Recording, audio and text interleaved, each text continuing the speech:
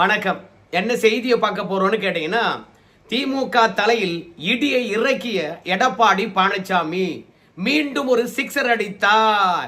எப்படி எதிர்கொள்ள போகுது திமுக, அதை தான் விரிவா அந்த வீடியோல பார்க்க போறேங்க. அதுக்கு முன்பாக உங்ககிட்ட வைக்கின்ற வேண்டுகோள், இது வரைக்கும் நம்ம சேனலை நீங்க சப்ஸ்கிரைப் பண்ணலன்னா சப்ஸ்கிரைப் பண்ணிட்டு கொஞ்சம் சப்போர்ட் பண்ணுங்க. உங்க எல்லாருக்கும் தெரியும், நம்ம எடப்பாடி பழனிசாமி முதல் கட்ட தேர்தல் வாக்குறுதி அளிக்கின்ற அந்த தருணத்திலேயே எடப்பாடி பழனிசாமியை பொறுத்த வரைக்கும் இந்த திமுக ஆட்சியில எல்லா விலைவாசிகளும் உயர்ந்து போய் இருக்கிறது. மக்களை பொறுத்த வரைக்கும் சம்பாதிக்கிற எல்லா காசையும் பொருளை வாங்கி ஒட்டுமொத்தமா செலவழித்து விட்டு ஆண்டியா நிக்கிறான். அன்றாட செலவு கூட காசு கிடையாது. விலைவாசி உயர்வை குறைக்கும் விதமாகவும் விலைவாசியினுடைய தாக்கத்தினால விழுந்து போயிருக்கின்ற மக்கள் எழுந்து வரவும் எடப்பாடி ஒரு 20,000 ரூபாய் அறிவிக்க போறாரு இரண்டாம் கட்ட தேர்தல் வாக்குறுதியில அப்படின்னு சொல்லியிருந்தோம். ஆனா எடப்பாடி பழனிசாமி நாம சொல்லுகின்ற தருணத்துல அந்த 20,000 ரூபாய் நாங்க ஆட்சிக்கு வந்ததும் அறிவிப்போம் அப்படின்னு சொல்லியிருந்தார்னு வச்சுங்களேன். திமுக இப்ப 5,000 ரூபாய் அறிவிச்சது பாருங்க. அந்த அறிவிப்பு புஷ்னு போயிருக்கும். ஆனாலும் பரவாயில்ல, லேட்டா நம்ம வீடியோவை பார்த்தாரோ என்னவோ தெரியல, இந்த முறை 20,000 ரூபாய் அறிவிக்கல. நம்ம என்ன காரணங்களை சொல்லி நம்ம ஆட்சிக்கு வந்ததும் 20,000 ரூபாய் கொடுக்க போறார் எடப்பாடி பழனிசாமி சொன்னமோ அதே காரணங்களை தான் அடுக்கியிருக்கிறார் இன்றைக்கு எடப்பாடி பழனிசாமி. அதாவது விலைவாசி உயர்ந்து போச்சு, எல்லா வரியும் உயர்த்திட்டாங்க. மக்களை பொறுத்த வரைக்கும் அல்லாடுகின்றார்கள். வருகின்ற காசு ஒரே நாள்ல செலவாகி விடுகிறது. மறுநாளைக்கு யார்கிட்டயாவது போய் கடன் வாங்கலாமா என்ற நிலைதான் இருக்கிறது. அதனால மக்களை பொறுத்த வரைக்கும் இந்த ஆட்சியில ஐசியூல இருக்கிறாங்க. அவங்கள மீண்டும் பழைய வாழ்க்கைக்கு கொண்டு வந்து புதிய வாழ்க்கையை தொடங்கி வைக்கணும்னா நாம் ஆட்சிக்கு வந்ததும் ஒரு 10,000 ரூபாய் கொடுக்க போறோம் ஒரு முறைக்கு அப்படின்னு அறிவித்திருக்கின்றார். உண்மையாகவே பாத்தீங்கன்னா இந்த 5,000 ரூபாய் கொடுத்து மக்களை கண்ணை கட்டி இருக்கிறாரு. திமுக ஆட்சியில் ஏற்பட்ட பாதிப்புகளை மறைச்சிருக்கிறாரு. இந்த மாதிரி 5,000 ரூபாயை கண்டு மயங்கி போயிருக்கின்ற மக்கள் இப்பதான் அலசி ஆராய்வாங்க. அடாடா, விலைவாசி உண்மையாகத்தான் ஏறி போயிருக்குது. ரெண்டாவது, ஒவ்வொரு வரியும் உயர்த்தி தான் இருக்கிறாங்க. மின் கட்டணத்தை உயர்த்தி போயிட்டாங்க. மாசம் மாசம் மின் கட்டணம் வேற எடுக்கவே இல்லை. அதனால இந்த 5,000 ரூபாய் வாங்கின உடனே எல்லாத்தையும் மறந்துட்டு பாத்தியா. திமுக ஆட்சியில் அடிதடிகள், அக்கிரமங்கள், கொலைகள், சைன் பறிப்புகள், கற்பழிப்புகள் என்று சொல்லிட்டு அடாவடிகள், உயிர் அச்சம், பாதுகாப்பின்மை எல்லாம் இருக்கிறது. 5,000 ரூபாய் கொடுத்த உடனே மறந்துட்டுமே அப்படின்னு இந்த 10,000 ரூபாய் அறிவிப்புக்கு பிறகுதான் மக்களே யோசிக்க போறாங்க. திமுகவா இல்ல அதிமுகவா? அதிக வரிகளை போட்ட திமுகவா, அந்த ஆபத்திலிருந்து காப்பாற்றக்கூடிய அதிமுகவா? நிச்சயமா இந்த 10,000 ரூபாய் களத்துல ஒர்க் அவுட் ஆகும். ஏன்னா இங்க எடப்பாடி பழனிசாமியை பொறுத்த வரைக்கும் தகுதி இருக்கோ இல்லையோ, அனைவரும் இந்த திமுக ஆட்சியினால பாதிப்படைஞ்சிருக்காங்க. யாருக்கு வரி உயரல? தகுதி உள்ளவர்களுக்கு மட்டுமே வரியை உயர்த்திருக்காரா? இல்ல தகுதி இல்லாதவங்களுக்கு எல்லாம் பாத்தீங்கன்னா வரியை குறைச்சிருக்காரா? பால் விலை உயரல, ஏங்க மின் கட்டணம் உயரல, எல்லா கட்டணமும் எல்லாருக்கும் உயர்ந்திருக்கின்ற போது தகுதி உள்ளவங்களுக்கு மட்டுமே 5,000 ரூபாய் கொடுத்திருக்காரு. ஏன் இந்த பாகுபாடு? கோடையினுடைய தாக்கம் இருக்குமா? அதனால கோடை சிறப்பு நிதியை கொடுத்திருக்காரு நம்ம முதலமைச்சர் ஐயா அவர்கள். அந்த கோடையை பொறுத்த வரைக்கும் தகுதி பார்த்து தான் தாக்குமா? எல்லா பெண்களையும் தானே தாக்கும். அப்போ அந்த 2,000 ரூபாய் காசு எல்லா பெண்களுக்கும் கொடுத்துருக்கலாம் இல்லையா? அது என்ன, பெண்கள் உரிமை தொகை வாங்குறவங்களுக்கு மட்டும் அந்த 2,000 ரூபாய் கோடை சிறப்பு நிதி.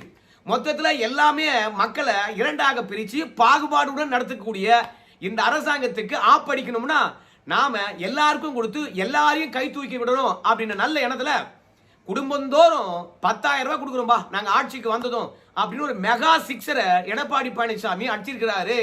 அது மட்டும் இல்ல, படிக்கும் போது ஆண்களுக்கும் பெண்களுக்கும் 1,000 ரூபாய் கிடைக்குது. படிச்ச உடனே பாத்தீங்கன்னா நம்ம முதலமைச்சர் ஐயா ஸ்டாலின் அவர்கள் வேலை கொடுத்துறாரா? வேலை கொடுக்கல இல்ல. அப்போ படிச்சவெல்லாம் பாத்தீங்கன்னா வேலை தேடுகின்ற போது அந்த 1,000 ரூபாய் தொடர்ந்து கிடைச்சாதானே அதை வச்சுக்கிட்டாவது வேலை தேடுவான், இல்ல அன்றாட தேவையை பூர்த்தி பண்ணுவான். அதனால படிக்கும் போது, குறிப்பா உயர்கல்வி படிக்கும் போது மட்டும் காசு கொடுக்குற நீ படிச்சு முடிச்ச உடனே வேலைக்கான உத்தரவாதத்தை நீ தந்திருக்கணும். அதான் நீ தான் தரலையே. அப்போ ஏகப்பட்ட பேர் படிச்சுட்டு எம்ப்ளாய்மெண்ட்ல பதிவு பண்ணி வச்சிருக்கிறான். அப்படி பதிவு பண்ணவங்க எல்லாம் பாத்தீங்கன்னா வேலை கிடைப்பது குதிரை கொம்பா இருக்கிறது. அவனும் பிழைக்கணும் இல்லையா? 4 பேருக்கு எதிர்க்கு அவனும் கௌரவமா நடக்கணும் இல்லையா? அதுக்காக எடப்பாடி பழனிசாமி பாத்தீங்கன்னா டிகிரி வரைக்கும் முடிச்சிருக்கியா, உனக்கு வேலை கிடைக்கிற வரைக்கும் 2,000 ரூபாடா உன் அக்கௌண்ட்ல விழுந்துகிட்டே இருக்கண்டா. அதே மாதிரி +2 வரைக்கும் படிச்சிருக்கியா, 1,000 ரூபாடா உன் அக்கௌண்ட்ல விழுந்துகிட்டே இருக்கண்டா. வேலையை நீ சீக்கிரமா தேடிக்கிடா அப்படின்னு சொல்லியிருக்கிறார். அதே மாதிரி வரிகளை குறைப்போம்னு சொல்லியிருக்காரு. ரெண்டாவது வேலைக்கான ஏற்பாடு செய்வேன்னு சொல்லியிருக்கிறார். வெறுமனே மீனை மட்டும் கொடுக்காம மீன் பிடிப்பதற்கான யுக்தியும் தரப்போறோம். அதே மாதிரி எங்க போய் மீன் பிடிக்கணும் அப்படின்றதுக்கான வேலையும் உருவாக்கி தரப்போறோம்யா அப்படின்னு உத்தரவாதம் அளித்திருக்கிறாருங்க. அது மட்டும் இல்ல, மீனை பத்தி பேசுகின்ற போது மீனவர்கள் படுகின்ற வேதனை. இன்னைக்கு 8000 ரூபாய் கொடுக்குறாங்களாம் மீன்பிடி தடை கால தருணத்தில். இப்ப விவசாயி இருக்கிறான், விவசாயம் பண்றான், விவசாயம் அறுவடை பண்றான், ஒரு பகுதி விற்கிறான், ஒரு பகுதி வீட்டில் வச்சுக்கிறான். விவசாயம் செய்ய காலத்தில் வீட்டில் வச்ச நெல்மணிகளை குத்தி அரிசியாக்கி சாப்பிட்றான். ஏதோ ஒரு காலம் ஓடுது. ஆனால் மீனவர்களை பொறுத்த வரைக்கும் அன்றாடம் மீன் பிடிச்சாதான் வாழ்க்கை. மீன்பிடி தடை காலத்தில் என்ன பண்றது?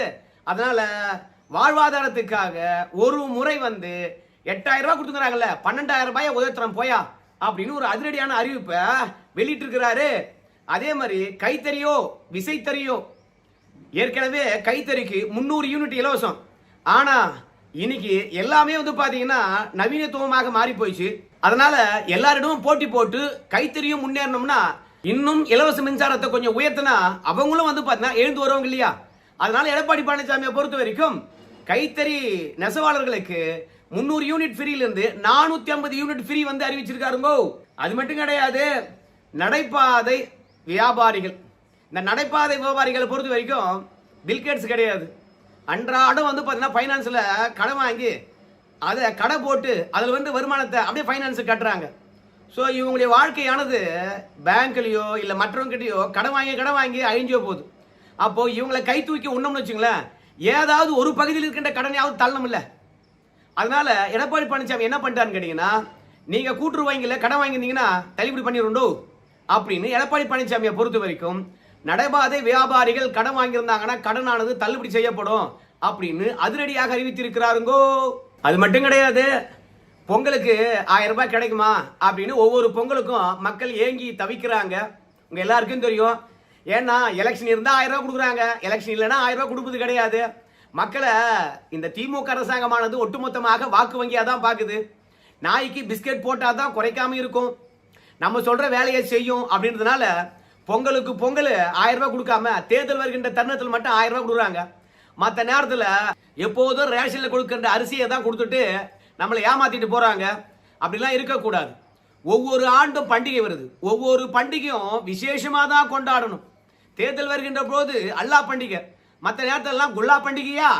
அதனால எடப்பாடி பழனிசாமி முடிவெடுத்துட்டார், இனிமே எல்லா பொங்கலுக்கும் 1000 ரூபாய் கொடுப்பையா, நீ என்ன பண்ணாலும் பரவாயில்லையா அப்படின்னு சொல்லிவிட்டு அதிரடியான அறிவிப்பை வெளியிட்டு இருக்கிறாரு எடப்பாடி பழனிசாமி. ஒரு நிமிஷம் இருங்க, போன் வந்து என்னன்னு கேட்டு வரேன்.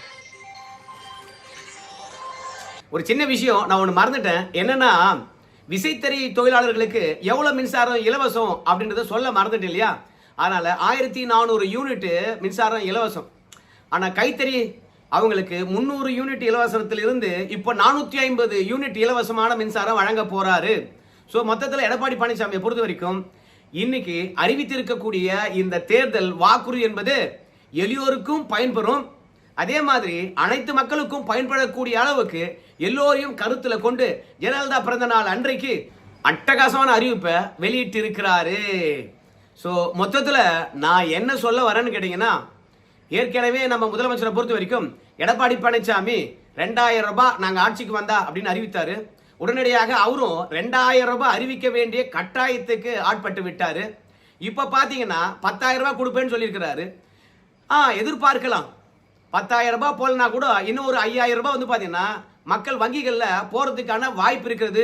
நாங்க பாருங்க, எடப்பாடி பழனிசாமி ஆட்சிக்கு வந்து தர்றத நாங்க ஆட்சியில் இருக்கும் போதே தந்துட்டு பாருங்க, எங்களுக்கு ஓட்டு போடுங்க அப்படின்னு திமுக ஏற்கனவே ஒரு 5000 போட்டுருக்கு, இன்னொரு 5000 போட்டு கணக்கு காட்டி விட்டு எங்களுக்கு ஓட்டு போடுங்க அப்படின்னு சொல்ல போறாங்க. ஆனால் ஏறி இருக்கின்ற விலைவாசியை ஏன் குறைக்கல அப்படின்னு மக்கள் கேட்க மாட்டாங்களா? இல்ல வரியை ஏன் ஏத்துன? மக்கள் இவ்வளோ அல்லல கொள்ளல படுறாங்கல்ல, ஏன் வரியை ஏத்துன? ரெண்டாவது, மின் கட்டணத்தை எதற்காக உயர்த்தின? ஒவ்வொரு வருஷமும் தவறாம மின் கட்டணத்தை உயர்த்தி இருக்கின்ற. கேட்டா மத்திய அரசாங்கம் அப்படின்னு சொன்ன.